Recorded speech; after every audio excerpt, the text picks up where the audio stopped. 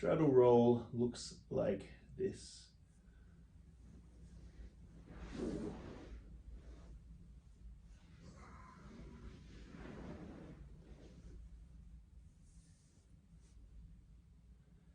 So the key here is hip engagement. You can actually bend your legs for this, totally okay. But the movement is starting with the legs in a roughly 90-degree position. Then you're going to drop the elbow down to the hip and sweep the other arm around.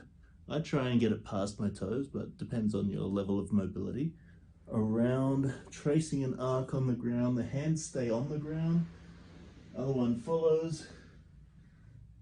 In the get up position, you're tucking your other elbow into your hip, reaching around, reaching for the toes, then coming back, elbow drops down, sweeping the left arm, follows with the right arm, and reaching back for the other foot. In fast motion, here we go.